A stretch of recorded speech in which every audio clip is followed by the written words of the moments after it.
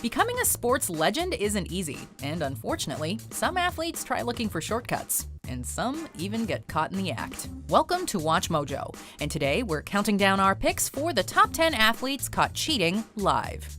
Before we begin, we publish new content every day, so be sure to subscribe to our channel and ring the bell to get notified about our latest videos.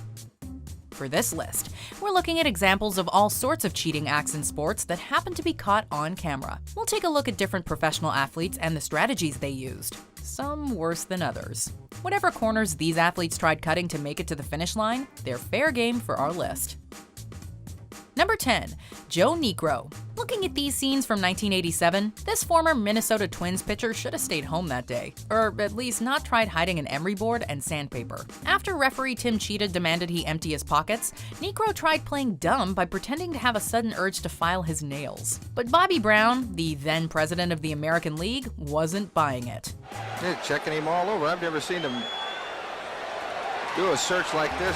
Niekro was handed a 10-game suspension, and all baseballs used in that game were removed, leading to his retirement soon after the incident. Number 9. Boris Onyshenko. Many cheaters think they'll never get caught. Some manage to keep their secrets hidden forever, but others eventually see theirs brought to light. Boris Onyshenko, a pentathlete from the former Soviet Union and Olympic medalist at the 1968 and 1972 Summer Games, was caught cheating by gaming agents at the 1976 Olympics in Montreal. He was caught using a modified fencing sword, which allowed him to register a touch against his opponent without actually making contact. Ingenious? Most definitely. But it came with the cost of a lifetime ban.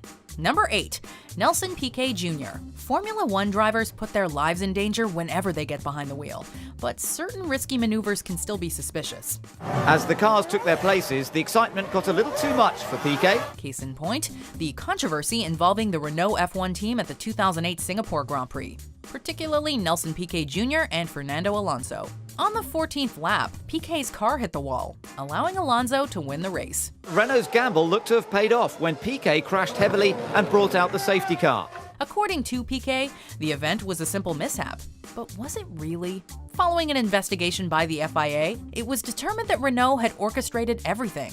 This led to an indefinite ban from FIA-sanctioned events for the team's managing director Flavio Briatore, who would also resign from his position, while Renault was given a 2-year suspended ban.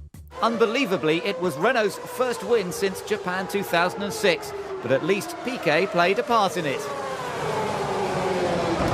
Number 7. Julie Miller. Despite her already impressive track record, Canadian triathlete Julie Miller surprised everyone by winning Ironman Canada 2015 in Whistler, BC. Though she'd won her division in the 2013 tournament, as well as winning her age group at the 2014 long course triathlon in China, none of her Ironman co-competitors actually saw her on the course in Whistler. According to many, she finished first without completing the entirety of the course, constituting serious misconduct. Following a thorough investigation, it was determined that Miller couldn't have possibly finished the course as quickly as she claimed to, and was therefore disqualified. Miller can keep denying everything, but she can't change the facts. Number 6. Dora Ratjen. Born in Germany in 1918, Heinrich Ratjen gained fame after winning 4th place in high jumping at the 1936 Olympics in Berlin, as well as a gold medal at the 1938 European Athletics Championships, but also due to the controversy surrounding her gender. In fact, Ratjen was born a hermaphrodite and was raised as a girl by her parents, who named her Dora. Given her obvious athletic talents, Dora made her debut on the women's Olympic stage without raising much suspicion. However, in 1938, the truth came out, and she was stripped of her titles. Dora then changed her name to Heinz and kept a low profile through the rest of her life. Number 5. Women's badminton teams. 8 elite athletes who were deliberately and flagrantly losing their matches. Unfortunately, the Olympic Games have often been associated with cheating, whether through the use of illegal substances or other unsporting behavior. Take, for example, the Chinese badminton team at the 2012 Games in London. For a team that's usually a threat, they were seen committing numerous errors, such as deliberately hitting serves into the net. Despite many warnings from the referee, the Chinese team kept with their game plan, one that would be mimicked by the South Korean and Indonesian teams. And the South Korean head coach admitted the Chinese started this, so we did the same. the purpose of all this? To avoid getting drawn against stronger teams too early in the competition. Thankfully, the IOC disqualified them, though those in attendance did not get refunds. Number 4, Mike Tomlin. Jacoby Jones gets by Sweezum. It's hard to tell whether or not Pittsburgh Steelers head coach Mike Tomlin was truly as innocent as he claimed to be when he turned his back on Baltimore Ravens wide receiver Jacoby Jones, who was charging for the end zone with the ball in hand. Tomlin then moved out of Jones' way at the very last second, leading to Jones being momentarily distracted before soon being tackled by an opposing player. Mission accomplished for the Steelers. But glancing back over his shoulder, but you can see he kind of did force Jacoby Jones back into the field, a little mission accomplished almost. Though the failed attack made Tomlin smile, he likely wasn't as thrilled when he had to pay a $100,000 fine afterward. Number 3, Mike Tyson. This is the craziest thing I've ever seen in a boxing ring. On June 28, 1997, the MGM Grand Garden Arena in Las Vegas was filled to capacity with people attending the match between Mike Tyson and Evander Holyfield. The stakes were high, as Holyfield in particular was set to win $35 million from the fight. Those are some expensive sweat drops, to say nothing of the ear that ended up on the boxing ring floor. Pound for pound, the strongest muscle in the human body is the jaw muscle. Not being able to stop Tyson from committing this borderline cannibalistic act, referee Mills Lane disqualified him immediately after round 3. I'm sorry, Evander. It's your ear. Thanks.